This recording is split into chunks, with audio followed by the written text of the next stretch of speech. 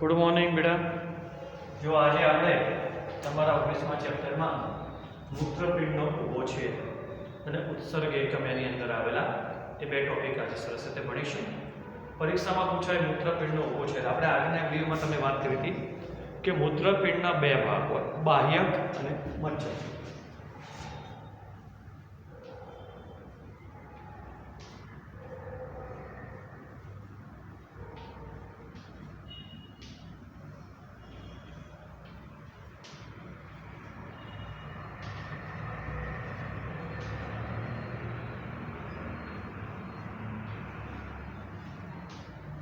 Okay बेटा, बाह्यक અને મજ્જક એ પ્રમાણે આપણે ભાગ જોયા। હવે પહેલા વાત કરીએ મજ્જકની। તો મૂત્રપિંડના મજ્જકની અંદર શંકુ આકારના કેટલાક સમૂહો જેને મજ્જક પિરામિડ કહેવાય। તો આ જે છે તમને બતાવે છે એ છે મજ્જક પિરામિડ। तो जो पहला तो तुमने समझो बाह्यक भाग कयो कहेवाय એ समझो અને મજ્જકનો ભાગ તો તમને વધારે સ્પષ્ટ થશે। આ જે છે આ એનું સખત મૂત્રપિંડની આજુબાજુ આવેલું આવરણ છે, સખત આવરણ છે। આ જે ભાગ છે એની અંદરનો આ જે પહેલો ભાગ એને કહેવાય બાહ્યક।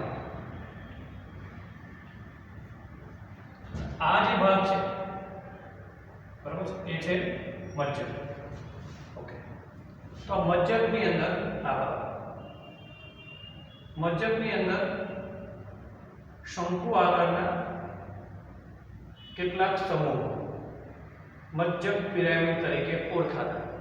તો મજ્જકની અંદર મજ્જક પિરામિડ તરીકે જાણીતા શંકુ આકારના કેટલાક સમૂહ આવેલા છે જેને કેલાઇસિસ કહે છે। કેલાઇસિસ બહુવચન, એકને કહેવાય કેલિકસ, જેને કહેવાય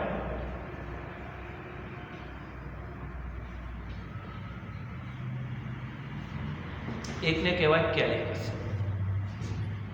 आ जे मज्जक पिरामिड है एनी वच्चे वच्चे बाह्यक, जो बाह्यक अंदर खोपेલું છે, अंदर आवेલું છે। ओके, तो मज्जकनी वच्चे वच्चे जे बाह्यक जे છે એ લંબાયેલું છે જેને રિનલ કોલમ કહેવામાં આવે છે। રિનલ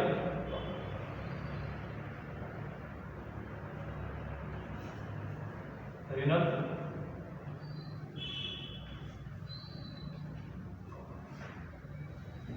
तो आज कैलाइसिस है मज्जक पिरामिड ની વચ્ચે વચ્ચે બાહ્ય કે અંદરની તરફ થોડું લંબાયેલું છે બાહ્યકનો ભાગ જેને રિનલ કોલમ કહેવાય, જેને બર્ટીનીના સ્તંભ પણ કહે છે। બર્ટીનીના સ્તંભ।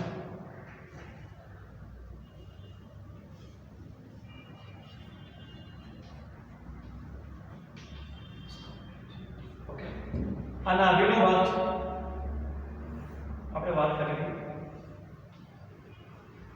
નાભીની અંદર નાભીમાંથી મૂત્રવાહિની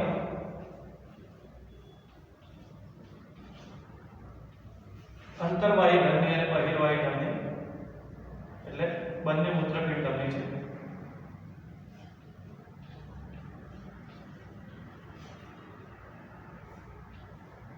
ઓકે,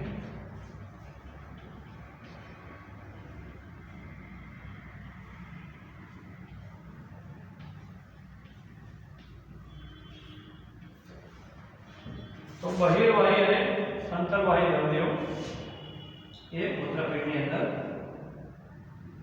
નાભીમાંથી પસાર થતી હોય છે, બરાબર છે, અને દાખલ થતી હોય છે અને અંદર જઈ અને રુધિર કેશિકા પૂંછોમાં ફેરવાય છે। તો આ રીતે મૂત્રપિંડનો ઉભો છે તે તમારે બતાવવાનો છે। હવે એક બાજુ એટલે બાહ્યક, આ મજ્જક, મજ્જકની અંદર શંકુ આકારના કેટલાક समूह मज्जक पिरामिड तरीके ओळखाता शंकु आकारना समूह जेने कैलाइसिस कहेवामां આવે, એકને કેલિકસ કહેવામાં આવે। આ કેલિકસ મજ્જક પિરામિડની અંદર આ બાહ્યક જે લંબાઈ છે અંદરની તરફ જેને રિનલ કોલમ કહેવાય અથવા એને બર્ટીનીના સ્તંભ પણ કહેવામાં આવે છે। નાભીના ભાગમાં મૂત્રપિંડ, મૂત્રવાહિની, ચેતાઓ, રુધિરવાહિનીઓ જતી હોય છે, આપણે આગળ જોયું। એમાં અંતર્વાહી ધમની અને બહિર્વાહી ધમની અને મૂત્રવાહિની ધમની અહીંયા દર્શાવેલી છે. તો આ મૂત્રપિંડનો ભૂકો છે. હવે વાત કરીએ મૂત્રપિંડની અંદર અસંખ્ય નાના ઉત્સર્ગ એકમો આવેલા છે. તો આપણે ઉત્સર્ગ એકમોની પણ મોસ્ટ આઈએમપી રચના છે.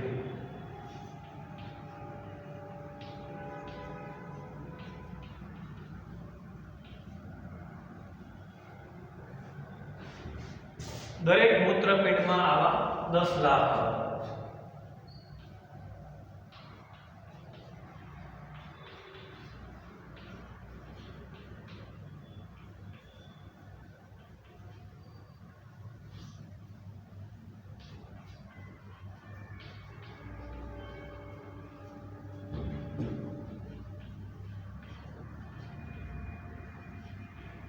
એટલે બંનેમાં થઈને શું થયા 20 લાખ. તો આ મૂત્રપિંડની અંદર દરેક મૂત્રપિંડમાં 10 લાખ નાના નલિકામય અને ગૂંચળાદાર એક નાની રચના આવેલી છે. દરેક મૂત્રપિંડમાં આવા નાના ગૂંચળાવાળા નલિકામય જે એકમો છે એને કહેવાય ઉત્સર્ગ એકમ.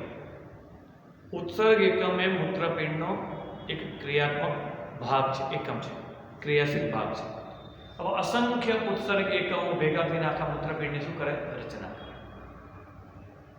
તો મૂત્રપિંડમાં આવેલા અસંખ્ય આવા નાના નલિકામય ભાગ એને કહેવાય ઉત્સર્ગ એકમ. આવા ઉત્સર્ગ એકમો એક મૂત્રપિંડમાં 10 લાખ જેટલા છે. 10 લાખ જેટલા છે.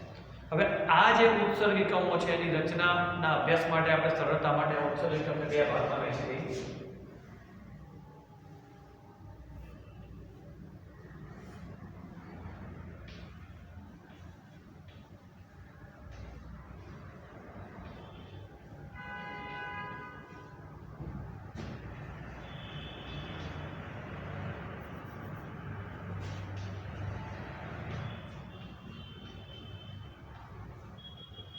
ઓકે, રુધિર કેશિકા ગુચ્છ અને ઉત્સર્ગ નલિકાઓ અથવા મૂત્રપિંડ નલિકા પણ જેને કહેવામાં આવે. બે ભાગમાં આપણે લખીશું.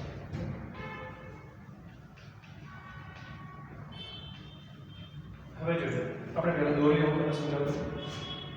રુધિર કેશિકા ગુચ્છ એ આગળના ભાગમાં છે, એ સિવાયનો બાકીનો ભાગ મૂત્રપિંડ નલિકા તરીકે જોઈએ.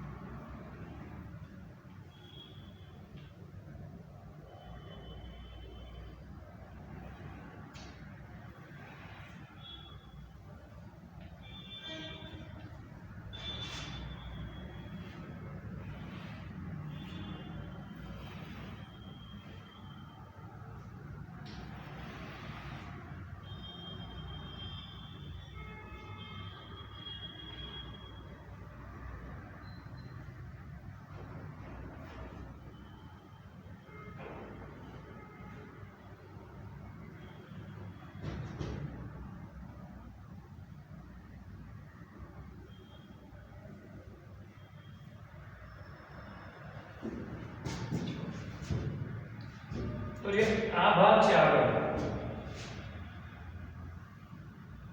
પકડો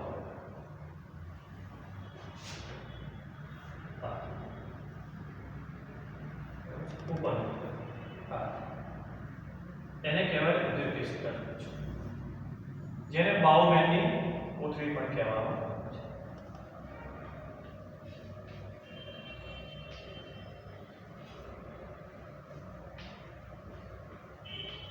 અથવા બીજું નામ છે માલ્પીડિયન કાય.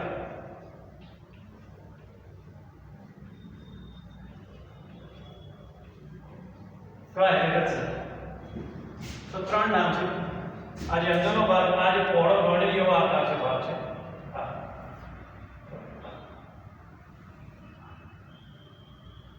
એને કહેવામાં આવે છે રુધિર કેશિકા ગુચ્છ. ઉત્સર્ગ નલિકા નો ઉત્સર્ગ એકમનો રુધિર કેશિકા ગુચ્છનો ભાગ, જેને બાઉમેનની કોથળી અથવા માલ્પીડિયન કાય પણ કહે છે. બાકીનો ભાગ જે છે નીચેનો અહીં સુધીનો એ ઉત્સર્ગ નલિકા છે. પહેલા વાત કરીએ રુધિર કેશિકા ગુચ્છ. નામ જ છે રુધિર કેશિકા ગુચ્છ એટલે આમાં રુધિર કેશિકાઓ આવેલી છે. આપણે લખ્યું અંતર્વાહી ધમનિકા એ અંદર દાખલ થાય છે. અને નાના રુધિર કેશિકાઓના ગુચ્છમાં અંદર રહે છે. નામ પડી રુધિર કેશિકા ગુચ્છ.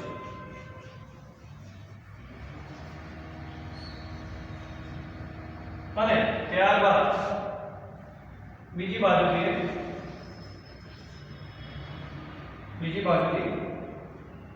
એ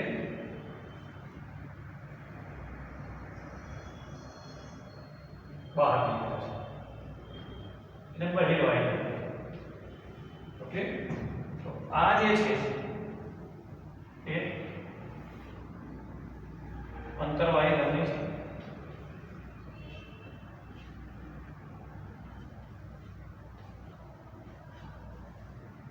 અને આ જે છે એ બહિર્વાહી ધમની છે. અંતર્વાહી ધમની અશુદ્ધ રુધિર, કારણ કે મૂત્રપિંડની અંદર આપણે રુધિરને શુદ્ધ કરવાનું છે, એમાંથી મૂત્ર સ્વરૂપે પ્રવાહી સ્વરૂપે કચરો છૂટો પાડવાનો છે. મૂત્રપિંડનું કાર્ય પહેલા સમજો. તો અશુદ્ધ રુધિર, કિડની, ધેટ ઇઝ કિડની. તો અશુદ્ધ રુધિર અહીંયા આવશે. અહીંયા કઈ રીતે એ છૂટું પડે છે પછીનો આખો ટોપિક છે. પણ સમજો અશુદ્ધ રુધિર અહીંયા કચરો છૂટો પડી ગયો, કચરો બધો અહીંયા પ્રવાહી સ્વરૂપે જાય છે, મૂત્ર બધું આ નદી પ્રવાહ મળે છે. સમજો શોર્ટમાં કે અહીંયા દબાશે, આ રુધિર કેશિકા ગુચ્છ આમ દબાશે. આપણે કેમ ગાડીમાં કચરો આવે દબાઈ એટલે ચા છૂટી પડી જાય, એમ અહીંયા ગાળણ ખરેખર અહીંયા જ થાય છે. આ તો બધું શોષણનું કામ છે. તો રુધિર કેશિકા ગુચ્છ એટલે અંતર્વાહી ધમની અશુદ્ધ રુધિર લાવે છે. અહીંયા અશુદ્ધ રુધિર આવે એટલે આમાંથી મૂત્ર છૂટું પડી જાય. રુધિર શુદ્ધ રુધિર પાછી બહિર્વાહી ધમની દ્વારા બહાર શરીરમાં જતું રહે છે. બરોબર, આગળ. હવે જે મૂત્ર છૂટું પડે એ આ નલિકાઓ. હવે એ નલિકાઓના ભાગ જોઈએ તો સૌથી આગળ જે છે આ સહેજ વળેલો ભાગ, એને કહેવાય ગ્રીવા. આ ખાસ ધ્યાન રાખજો.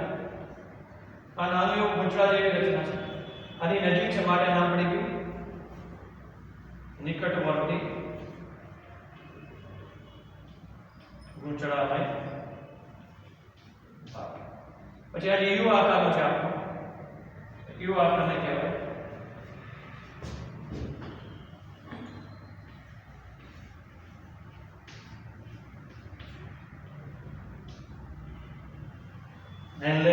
હેન્લેનો પાસ. પછી આ જે છે આ બીજું ગુંચળું છે, દૂર છે માટે એને કહેવાય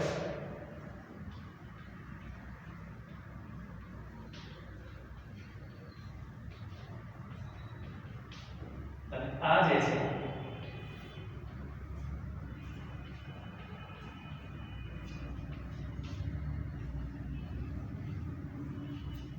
એ છે સંગ્રહણ નલિકા. ધ્યાન દીધું બેટા. ઓકે,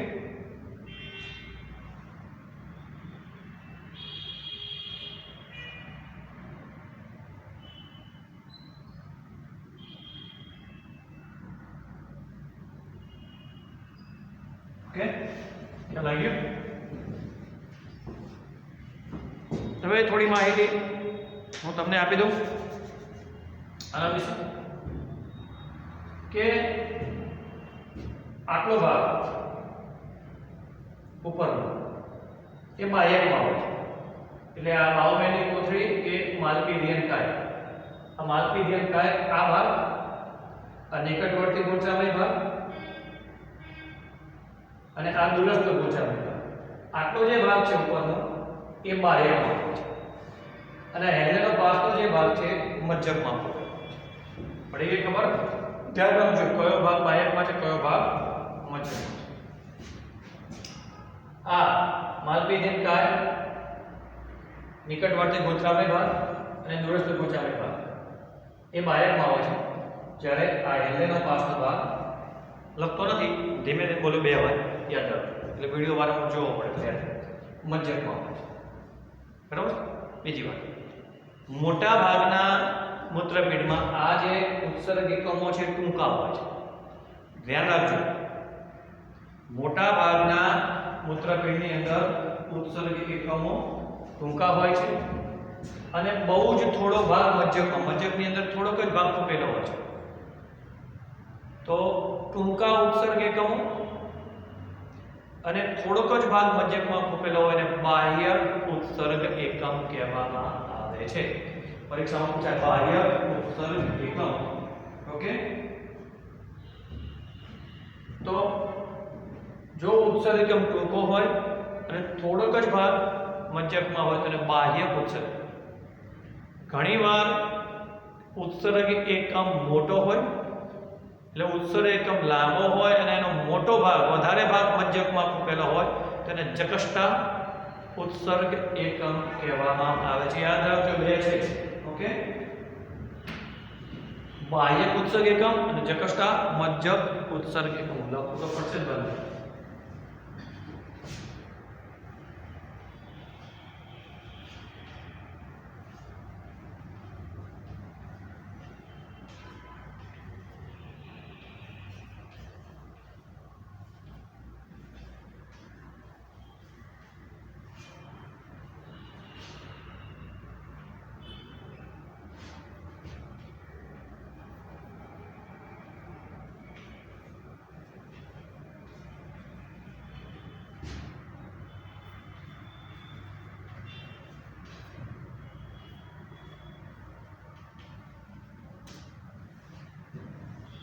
લાંબો હોય તો મજ્જકમાં વધારે ખૂપેલો હોય, મજ્જકમાં વધારે હોય તો જકષ્ટા મજ્જક ઉત્સર્ગ એકમ.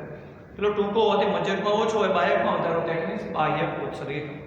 ટૂંકો હોય ઓછો ખૂપેલો હોય બાહ્ય, લાંબો હોય વધારે ખૂપેલો હોય, ધેટ મીન્સ જકષ્ટા મજ્જક ઉત્સર્ગ એકમ. પડી ખબર? તો આ રીતે. ઓકે,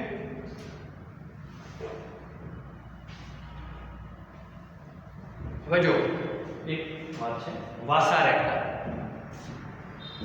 આ જે અંતરવાહી ધમની અંદર જાય છે, અંદર બધી કેશિકા ગુચ્છ બને, બહાર આવ્યા પછી જે આ નલિકાઓ છે, મૂત્રપિંડ નલિકાની ફરકે સમાંતર આ રીતે અલગ અલગ હું બતાવું છું કલરથી, એટલે તમે ખબર પડી. આ રીતે એ પણ એને સમાંતર આ રીતે પસાર થતી હોય છે કે આ રીતે એની ફરતે વિખરાય અને આ રીતે પસાર થતી હોય છે.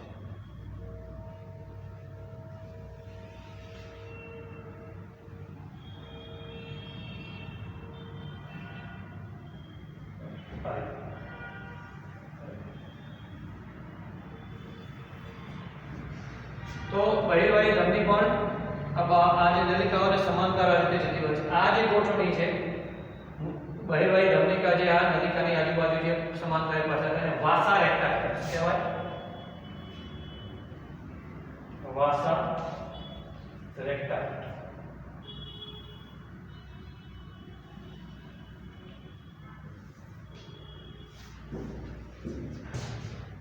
પડી ભાઈ ખબર?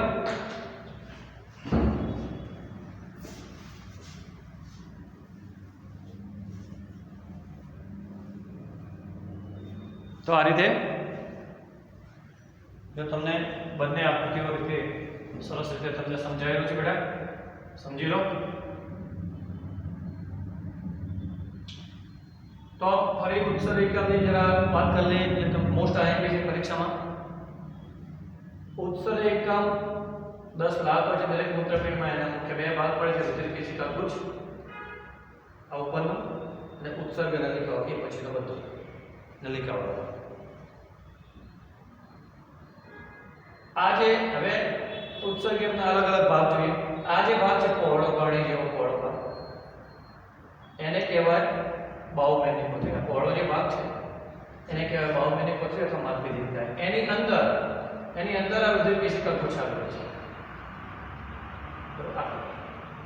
જેમાં અંતર્વાહી ધમની અંદર જઈ નાની નાની વાહિકાઓમાં રૂપાંતર થાય અને બીજી બાજુ બહિર્વાહી ધમનિકા સ્વરૂપે બહાર આવે છે તો રુધિર કેશિકા ગુચ્છ એ પછી જે સાંકડો ભાગ છે નલિકાઓના અલગ અલગ ભાગ જોઈએ ગ્રીવા પછી અહીંયા જે ગૂંચળો હોય નિકટવર્તી ગૂંચળો પછી એ નલિકા યુ આકારમાં રૂપાંતર થાય એ યુ આકારને કહેવાય હેન્ડેનો પાસ પછી એ નલિકા અહીંયા બીજું ગૂંચળો બનાવે એને કહેવાય દૂરસ્થ ગૂંચળમય ભાગ પછી એ નલિકા અહીંયા સંગ્રહણ નલિકામાં રૂપાંતરણ પામી જાય છે અને સંગ્રહણ નલિકા પછી મૂત્રપિંડ નિવાપમાં ખુલતી હોય છે આ ગઠ્ઠામાં અને મૂત્રપિંડ નિવાપમાં થઈ અને મૂત્રવાહિનીઓમાંથી એ મૂત્રાશયની અંદર સંગ્રહ થાય છે આ ગઠ્ઠામાં છે ઓકે તો આ રીતે બીજી વાત કરીએ કે આ જે બહિર્વાહી ધમની છે ત્યાં નલિકા આકારના જે મૂત્રપિંડ નલિકાઓ છે આ બધી આ બહિર્વાહી ધમની એને સાથે સાથે સમાંતર રીતે એની આજુબાજુ પસાર થતી હોય છે એને કહેવાય વાસારેખા પણ એક રચના હવે બાહ્ય ઉત્સર્જકમ અને જકષ્ટાક જ્યારે ઉત્સર્જકમ ટૂંકો હોય ઉત્સર્જકમ નાનો હોય ટૂંકો હોય અને થોડોક જ ભાગ મજ્જકમાં હોય થોડોક જ ભાગ મજ્જકમાં હોય તો એને કહેવાય એવા ટૂંકા ઉત્સર્જકમ કહેવાય બાહ્ય ઉત્સર્જક જ્યારે ઉત્સર્જકમ લાંબો હોય અને વધારે ભાગ મજ્જકમાં કૂપેલો હોય લાંબા ઉત્સર્જકમને કહેવાય જકષ્ટાક મજ્જક ઉત્સર્જક હંમેશા 3 ભાગ બાહ્યકમાં હોય 1 ભાગ અંદર હોય રુધિર કેશિકા ગુચ્છ એટલે આ ઉપરનો ભાગ બાહુમેનિક કોથળી કે માર્ગી વાળો ભાગ તો આ બાહુમેનિક કોથળી નિકટવર્તી ગૂંચળમય ભાગ અને આટલો ભાગ ઉપરનો એ બાહ્યકમાં હોય આ મજ્જક તો અહીંયા તમે મજ્જક સમજો આ બાહ્યક છે આ ભાગ અહીંયા બાહ્યક ને યુ આકારનો જે હેન્ડલનો ભાગ છે બરાબર પછી મૂત્રવાહિનીમાં થઈ પડી ખબર હવે આપણે આ જે ત્રણેય ભાગો છે આનું કાર્ય